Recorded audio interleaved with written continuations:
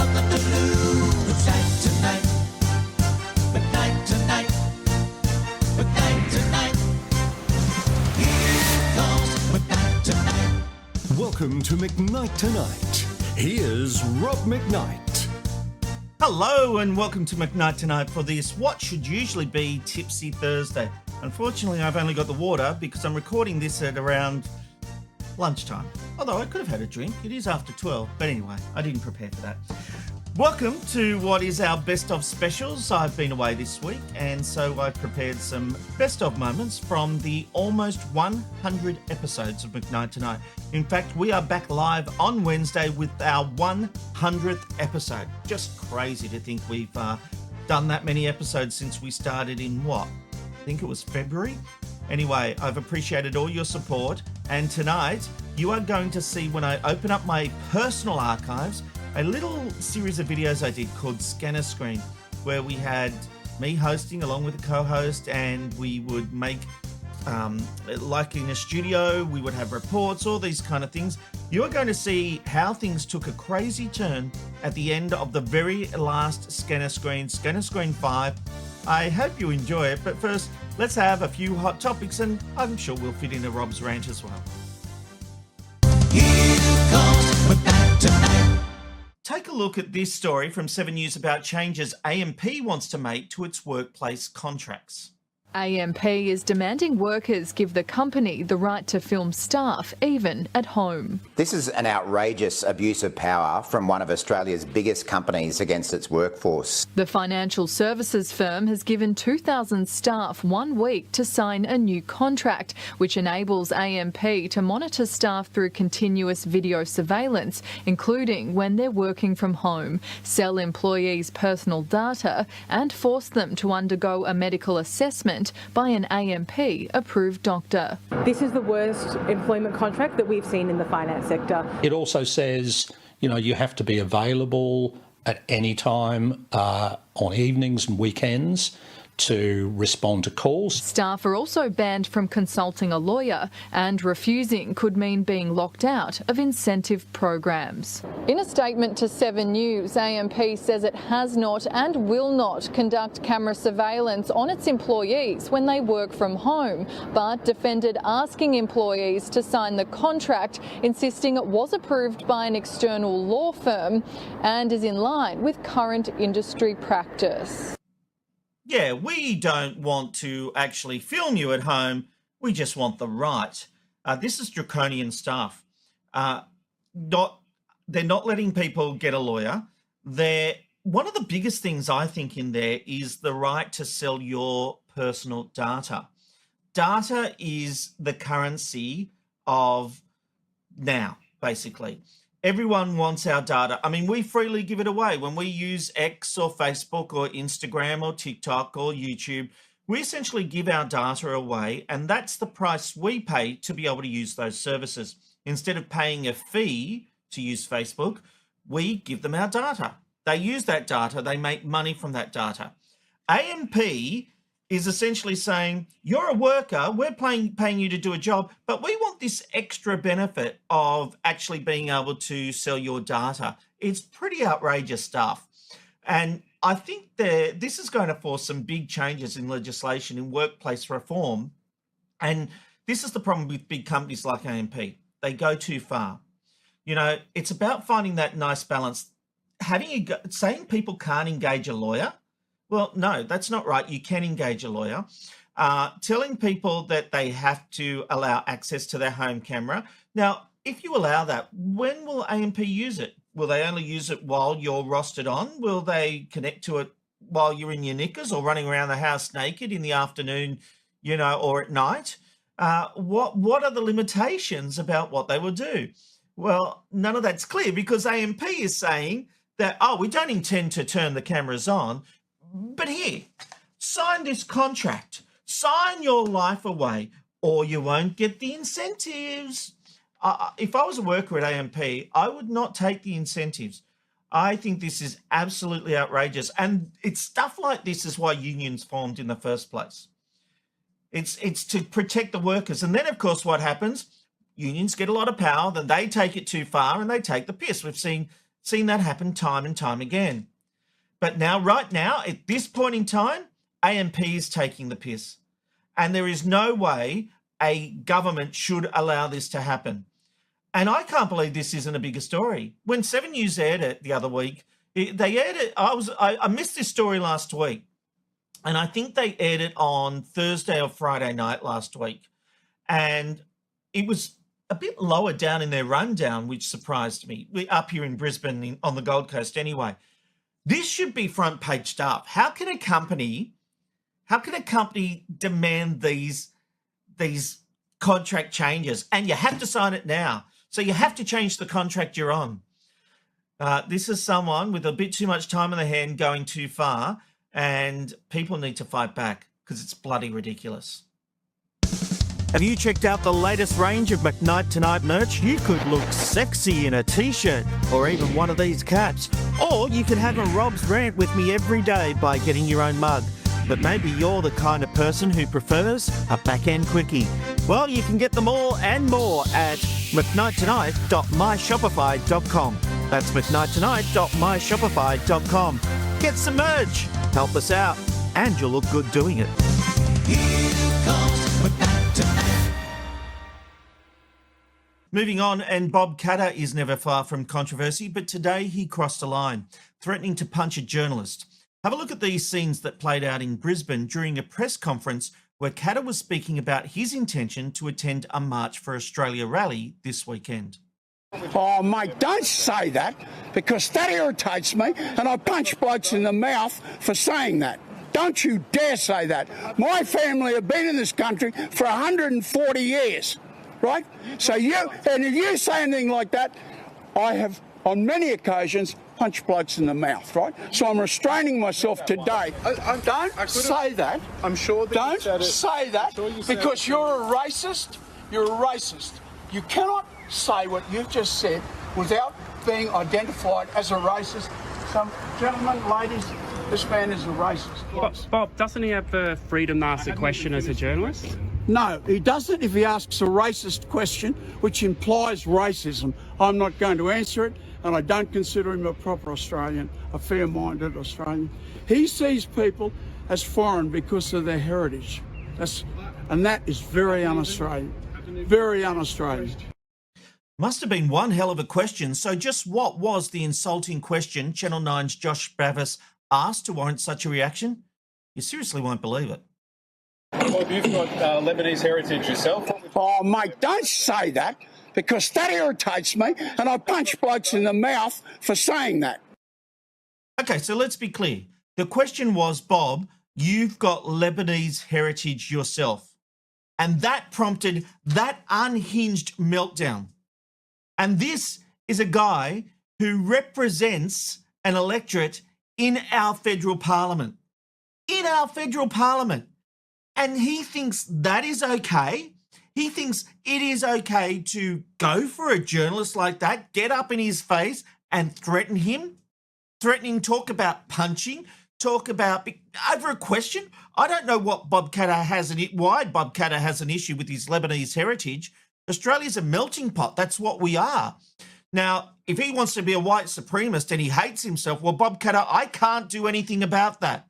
But don't attack a journalist. When you're talking about immigration and marching for Australia and what it is to be Australian, don't attack a journalist for asking a question about your heritage. That's not racist. To accuse that journalist of racism, give me a break. Well, tonight, Bob Katter went on 10 News Plus to defend his actions. Bob, you're a passionate Australian. No one would ever say you don't speak your mind. And we love that about you. But what was it in that question at the press conference this morning that upset you so much? I was brought up in Cloncurry in the 50s, and you just had to be able to fight with your fists to stay alive. And my cousin and myself got pretty good, actually, at that sort of thing. But no, look, I wrote a best-selling history book, An Incredible Race of People, and we are an incredible race of people. And we are Australians. And when you make remarks that separate us out, then I am entitled to my rage and my fury. I am entitled to it. No, you're not. You absolutely are not, you blithering fool. This is a professional environment. You are an elected representative answering a question from a journalist who's not even asking a bad or racist question. As I said, obviously you have a problem with your heritage. You seem embarrassed by it, but you can try and laugh off your actions, but they are not acceptable. That's how I work. I'm from Cloncurry. You know, it is not acceptable. And that interview just goes all over the place. It was obviously pre-recorded, and they have obviously edited it to try and make it coherent a little bit. I would love to see the raw footage of that interview because it is wild as it was. And in the next part of the interview, Katter can't see that he's done anything wrong. So, Bob, look, question aside, though, is it right to threaten a journalist at a press conference simply for asking a question? I wasn't threatening him. I was acting. There was no threat involved. There was just action, immediate action. So he could choose if he wanted to go on with it or if he didn't. But there was no threat involved. Don't use the word threat. I don't threaten. I just act. No, that wasn't threatening at all. Amanda, can we have a look at that footage again? Have a look at this. Katter is getting up in Josh Bavis's face, pointing the finger in his personal space, fist clenched. That's not threatening at all. Not threatening at all. Well, Channel 9 has rightly demanded an apology. Well, they shouldn't hold their breath. And I won't be ashamed or apologising to anyone for my behaviour this morning. And I think the bloke got off quite lightly, quite frankly. In any other profession, you would be sacked for that behaviour. So he hasn't gotten off lightly. You have gotten off lightly. But you weren't threatening him, were you, Bob? He got off lightly. Your words. But you weren't threatening him. And there's another part of this story that troubles me, and that's the way the journalists themselves sort of write off his behaviour. Amanda, can you pull up that very first clip that we ran from the interview and listen to Denham Hitchcock's, the way he phrases his first question? Bob, you're a passionate Australian. No one would ever say you don't speak your mind, and we love that about you. But what was it? Oh, yeah, we love that about you. You speak your mind, you mad hatter. You know, like, you just go and threaten people, but it's all good fun. Charles Croucher said something similar in his stand-up on Channel 9. It's not acceptable. Why do we... I mean, this is everything that we made movies in the 70s. You know, Barry Humphries literally had a caricature that could be Bob Katter, just without the alcoholism. You know, like, this is embarrassing. Aren't we better than this? And look, I accept he's an elected representative. I'm not in his electorate. I don't get a say. But I think he's an embarrassment, and I think his time is done. He needs to get out. And in any other profession, he would be kicked out. What he did today is absolutely not acceptable. Not acceptable at all. McKnight Tonight. McKnight Tonight. McKnight Tonight. Here comes McKnight Tonight. Hey, we didn't get to do this last night. Let's do it tonight.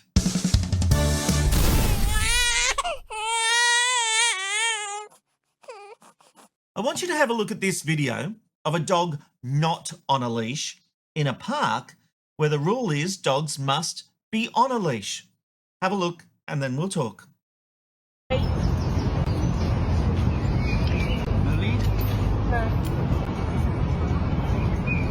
I can see he's trained, so I don't mind. I'm sure she's a perfect dog for it. And what dog is it? What dog is he? That's immaterial. The law is all dogs must be on leash in this park. Anyways, bye. Heel. The arrogance. Not of the older man. He's right. The law of that park, or the rule is dogs must be on a leash. Someone always thinks they're above the rules, don't they? Look at, and that dog is obviously well trained. Obviously, you can see it. But that's not the point. Dogs are supposed to be on a leash in that park. It is pure arrogance to not be on the leash when everyone else has to play by those rules. What kind of dog is it? Who cares? That man is absolutely right. It's immaterial. I mean, I think I've told this story before when I was doing some exercise many years ago and I was going out for a run in the morning and I was running around a park and this big horse of a dog came up to me, jumped up and was all over me. And the dog owner was at the other end of the park and was not calling the dog off and must have thought, oh, Derek, I'm going to call the dog Derek. Derek's having a bit of fun, no problems. It was a problem. I did not like basically having my walk/run, run/walk, hobble, trying to get through the day. Walk. Interrupted by this horse. It was all over. And you know what? Leashes were meant to be on there, but I couldn't believe the owner wasn't saying, Derek, get here. There was none of that. And I was just expected to take it out. And you know what? I never said anything. Being me now, I would say something. I can tell you that. When the park says, put your dogs on the leash, put your dogs on the leash. It's really simple. And if anyone disagrees with this, I will be shocked. Absolutely shocked. Come at me. That's Rob's rant. Okay, now it's time to open the archives in this best of special. Thank you for your company. Now, I used to make a series of videos called Scannerscreen, and it started with just 2 VHS cameras that I would edit together later, and then it got bigger and bigger and bigger progressively, and by the time we got to our 5th edition, I posed as a English teacher, the head of English actually, and I rang the Department of Education and I asked them to send out all the camera equipment they had. So they had some pedestal cameras, they had a little vision switcher, which wasn't great, but it did okay. And so I had them truck out all this equipment to Sarah Redfern High School in Minto in Campbelltown, and they did. And weirdly, I didn't get in trouble for it. And the teachers would give me the keys to the school and me and my friends would all just make these videos. And this is what happened when we took over the hall at Sarah Redfern and we grabbed old Rocker Stedford sets and we made our own little video. Have a look. The things you do as kids. Hi, I'm Larry Emder from Channel 7's Main Event. Hi to all the viewers of Scannerscreen 5, and let's hope that you keep watching the Main Event as well. I think we're where we're headed, right? Green's very first birthday, as I've said. And it's a sad time for me because during the filming of Scannerscreens, we've lost one of our major people, Desiree Carthos. We lost her, and that was a very tragic time for me. I mean, it was very tragic. So what we're going to try and do, we formed a circle and we're going to try and call her back. So, got all these people together. I will light the candle. Oh, I'm trying to light the light here. Okay. Through this candle, we have the power to call back Desiree. Here we go. 1, 2, 1, 2, 3, 4. Nani Panium. Nani Panium. Nani Panium. Nani Panium. Nani Panium. Nani Panium. We're receiving the picture. It's a miracle. Hallelujah. Praise the Lord. Keep it going, guys. We're receiving. Yes, Desiree. What?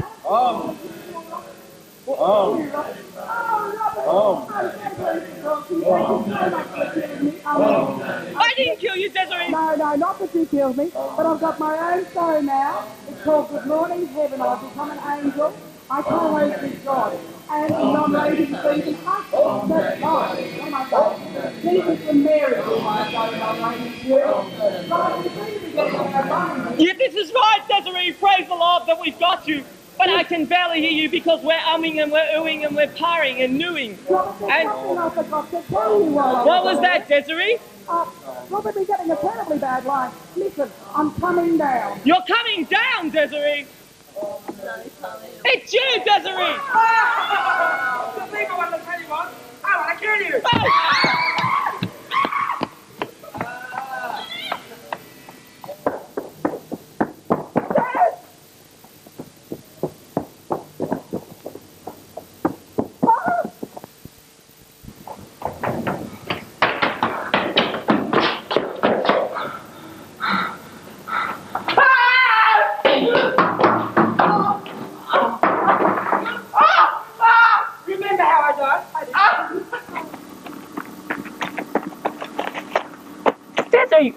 hell are you doing? What do you think I'm trying to do, Robert, you little bastard? I'm trying to kill you. Take over the show. It's all mine. I'm not trying to take you shopping, you silly little idiot. You went to Just Jeans to do that.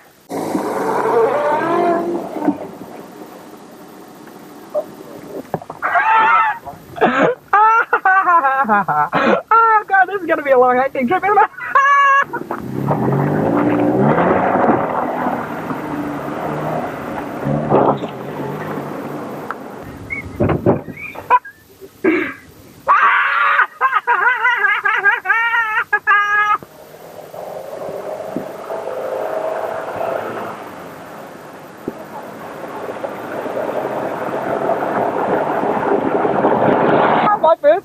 My first lesson in driving. Suck it, Robert, die, you bastard! I feel like his mother and father now.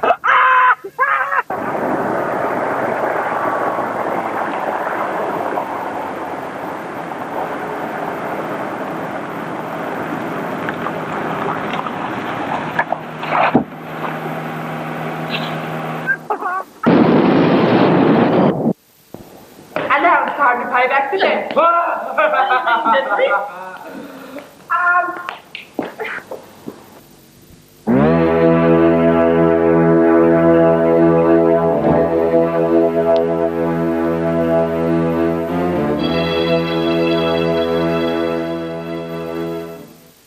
How did we get here? Oh, just a little bit of heavenly intervention, Robert. Let me go. Silly boy. No, not again. Oh, shit.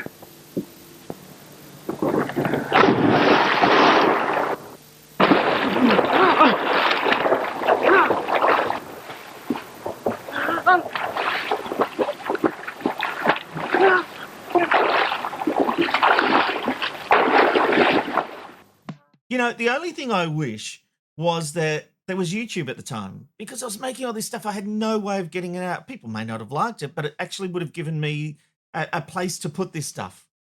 Kids today are very lucky to have YouTube, and so are we. We're doing all that on YouTube now. I'm still doing the Scannerscreen videos. We just renamed it to McKnight Tonight. Still plenty ahead in this best of edition of McKnight Tonight, including a Backend quickie, but let's get into our feature interview. You can show your support for the show by buying me a coffee. Just go to buymeacoffee.com/McKnight Tonight. Every bit helps keep this show from our garage going. Here comes McKnight Tonight. Melissa Doyle, welcome to McKnight Tonight. Hi, Rob. How are you? You are a friend of the show, and I swear you must have rubbed a lamp and got a genie, because you're going to be working with none other than Oprah Winfrey. I am so excited. I feel like the inner 15-year-old wannabe journalist is still squealing. It's such an honor. So she's doing an In Conversations tour around the country. We've got 4 venues, and I'm on stage asking her questions. So I'm a mixture of absolute excitement and I'm sure at the last minute what will be complete fear, because hey, you know, interviewing the goddess of interviewing. But I'm just thrilled. It's going to be fantastic. She's an icon. She's a media icon, a cultural icon. So just to spend any time with her, I'm pretty damn excited. I can understand. How did it happen? I mean, there's a lot of people in Australia, Mel, and you have risen to the top. Well, thank you. I don't know, but I'm incredibly honoured. We obviously it had to be approved by Oprah. We had a lovely Zoom conversation last week to meet one another. And yeah, look, I can't wait to spend time with her. We're going to be besties by the end of it. No, we're going on tour if together you have for a anything week. to do with it, you will. Who doesn't want to be besties with Oprah? But no, look, it was lovely. She couldn't have been kinder and warmer and more appreciative. And she's sort of, you know, thank you, Mel, for doing this. And I'm like, well, thank you for asking me. So it was yeah, I'm really looking forward to it. I think it'll be just look, professionally, it's an incredible honour, but also what an opportunity to spend time with somebody who has, talk about risen to the top, like she's the top of the top. So I think just to spend some time with her and her team and see how she operates and how they work and what they do, and that's what I'm really excited by. I think I'll have so much to learn, so many questions, and it'll be fabulous fun. Mel, just having that Zoom call alone. I know, right? I know. Highlight. I know. Her backdrop was a little tidier than mine, but yeah, that was Come on, lovely. I reckon you got dressed up. You would have looked the nines. All right. So between you and I thought it was a phone call. I knew we were having a phone call at like 10, and then someone rang me at about 45 minutes beforehand and said, "Oh, just giving you a heads up. I don't know whether you know, but she wants to do a Zoom chat." And I was like, shit. I was in my dog walking clothes, cap on, hadn't washed my hair. So the poor dog had to wait, bolted to the shower, did the whole quickly wash my hair, put some makeup on, dress nicely from the top half, and chat to Oprah. And then take No, the dog I for a love walk. that idea that you're all class up top. You got the tracky jacks on below. Yeah, well, dog walking gear. So I reckon I was all dolled up for the park, but that's okay. No, it was pretty cool. And of course, when Oprah says she wants to do a Zoom call, you do a Zoom call. You do a Zoom call, hey? It's not like I'm a little busy. Can you call back? So you drop everything. But yeah, lovely. Just very warm. And hey, the Oprah that, we know. She's like that for real. Well, you'll certainly get to know that. We'll have to get a debrief from you when it's all over. Of course, that's just one of the many things you're doing. You've now got the House of Wellness returning to Channel 7 on Wednesday. Do you find time to stop, Mel? Well, you know me. I'm better when I'm busy. Yes. And I feel that ever since I left, kind of, I don't want to say Monday to Friday work, because let's be honest, there's nothing about media that's ever Monday to Friday. Yeah. But having a regular job and being able to have this, someone described it to me as a bit of a portfolio career, which I'm loving. I love the variety. I thrive on different things, and I feel like I'm so lucky that I get to do radio and I get to do TV and I get to do interviewing and all the things that, all the boxes I get to tick to keep me creatively, I don't know, just it's all different parts of my personality that I love to be able to feed. So I'm really lucky. So yeah, House of Wellness is back on Wednesday night. Look, it's fun. It's a 9:30 time slot. So having spent most of my life in breakfast television, which, as you know, you have to be on your best behaviour. Oh my Lord, we're having fun at 9:30 at night. It's kind of like it's got a late night talk show feel. Which we with need. a health and wellness bent. Yes, don't we? Just live interview. We've got live music acts. We've got Barnsey. We've had Delta. Guy Sebastian, and Delta popped over into the kitchen and sang us out with the old keyboard the Casio keyboard. Well, I'm sure she hadn't bashed on one of those for a good 20-30 years. But it's really fun to do that late night talk show vibe, which I've never had the chance to do. And you can kind of get away with it. It's a little more risque than early morning TV, and we're loving it. We're just having the best time. We've got a great team. Shane Crawford is a delight to work with. My gosh, he's a lovely man. He's funny, he's charming, he's a gentleman. So I've hit the jackpot. I only know him from what I've seen on TV, but he certainly does seem to be a good guy. And I've got to say, the House of Wellness is going all out. I even got this little goodie pack that arrived in the mail today. So face masks. Oh, what was in it? Do tell. It had all this, some little treats, even lollies and stuff like that. And I thought, how long will I actually get to enjoy any of that before my wife and the girls get to it?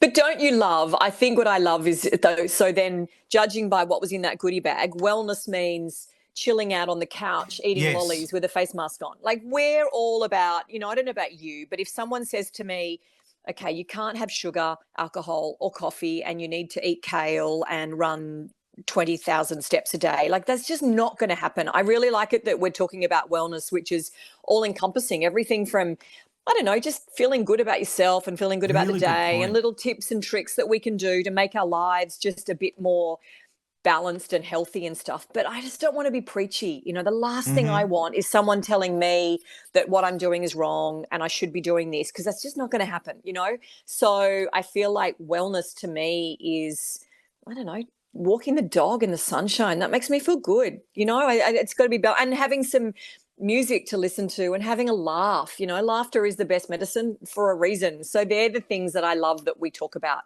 Not, you know, go do this, go do that, don't do this, don't do that, because no. Well, I love that, and I love that attitude. It's funny you were talking about Sunrise. I do feel like for someone who was the queen of breakfast TV, still is, you did struggle with the mornings at times, didn't you? Oh, when you I was tell me working anyone, with you, there you were get a up at few 3 mornings. a.m. But you know what? When I think back, it's the thing that was hard for me was I had 2 babies. Yeah. I did it. I had Talia when I was doing the show. I had 2 little kids. I'd come home to toddlers. I mean, any mum and dad with toddlers knows that's intense full-time job. So I think back and I'm like, I don't know how I did it, how I got up at 3 o'clock every morning, did that job, and then came home to 2 little ones. You know, look, I'll be honest, the house was a mess and I dropped the ball on so many things, but it was a really intense time, but I loved it. I thrive on being busy. I thrive on challenge. It was great. I wouldn't swap it for anything, but yeah, it was hard. And then, you know, I'd go to bed at 7:30, 8 o'clock at night. But to be honest, by then I was ready to have clocked off at 5 p.m. You know, I was so exhausted.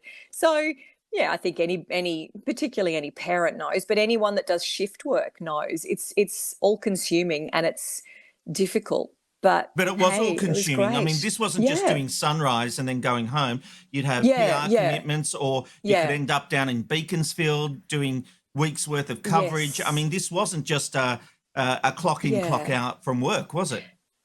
No, and I think, you know, people probably don't realise, but if you've got an actor on Thursday to talk about their new film, you've got to go see the film. Now, I know that's not exactly a hard task, don't get me wrong, but I still had to carve out a couple of hours to then go and see the film. Or, you know, we would go and shoot packages. We would take the show on the road. I'd often be away. Beaconsfield, you mentioned, gosh, that was nearly 2 weeks away from home, and I thought I'd be gone for a night. So all of those things, you know, people don't see that part of it. They only see the glossy bit on telly.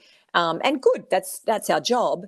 But it was always a lot more involved than I think anyone, you know, watching knew.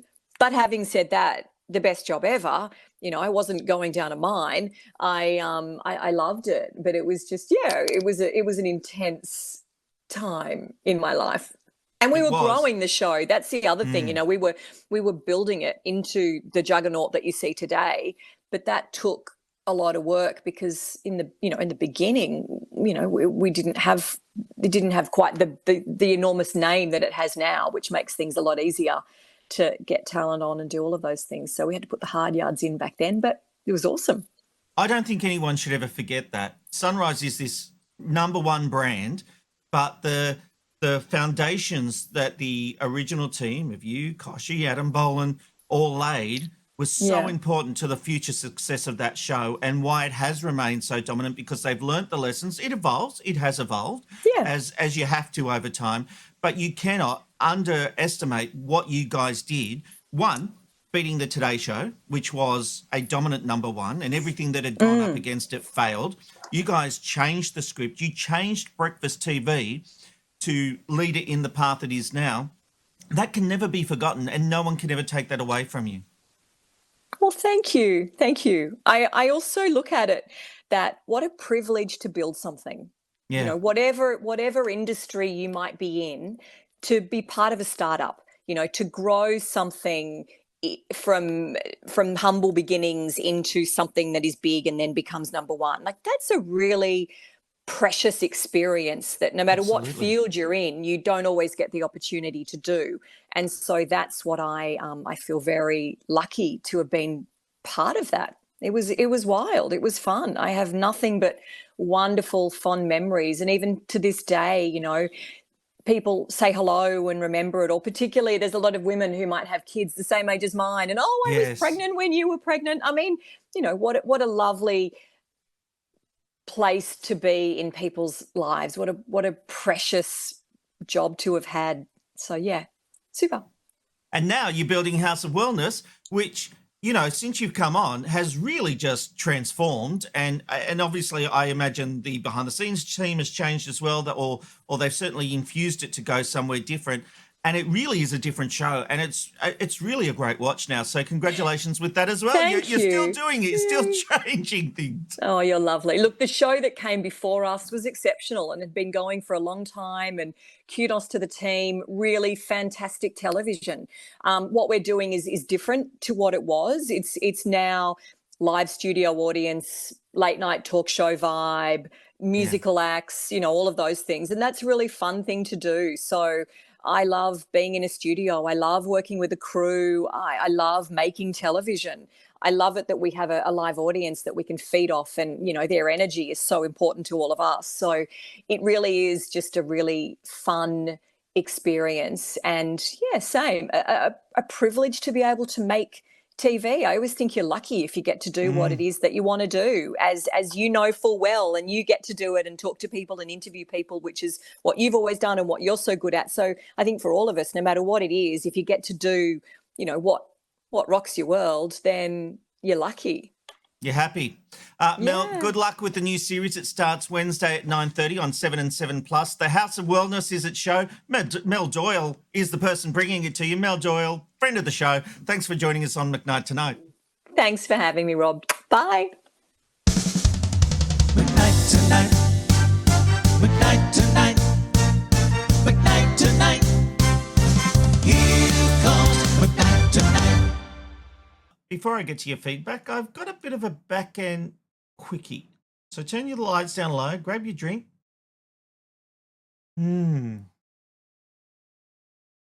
Excuse me? What was that? No, hang on. What was that? No, it's just... Because I was savouring the moment? Yeah. It's a little off-putting. Good go. No. It's off-putting me. I'm in trouble. So in the latest Beauty and the Beast, I got to deliver my favourite joke ever. And I don't know. I know two jokes. This is one of them.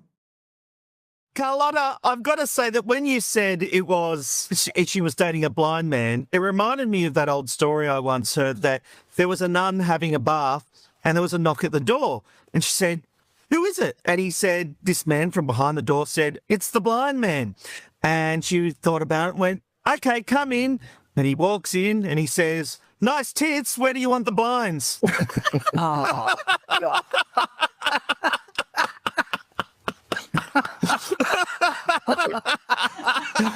No laugh from Amanda there. I think that might be the generational divide right there. I think it's fair to say Amanda does not find me funny. It's like every Amanda in my life doesn't find me funny. True that. Booty and the Beast is available if you search Booty and the Beasts AU on TikTok and Instagram, and bootybeasts.au or Booty and the Beast. You know, I should have prepared the website address really. But honestly, I love doing this show. Prue McSween has put everything into this. I love it. I love being part of it. I feel very fortunate to be part of it. So go and check it out. It's Booty and the Beast. It's on YouTube. You can watch the video podcast, or you can listen to it on your Apple Podcasts and all the other platforms. So go and have a look. It's a lot of fun. Here comes McKnight Tonight. All right, that brings us to the end of this edition of McKnight Tonight. I hope you've had fun. On Monday, when we open up the archives, I'm going to show you a little spot I did on the morning show. I've done quite a few appearances, but this was probably one of my favourites, and it almost involved nudity. So I'll show you that on Monday. All right, have a great weekend. We are back with Media McKnight on Tuesday, a brand new episode, and then it is our 100th episode on Wednesday. I look forward to seeing you then. Have a great weekend, everyone. Fun, insightful interviews from a washed-up producer with nothing to lose. McKnight Tonight. McKnight Tonight. McKnight Tonight. It's good night from McKnight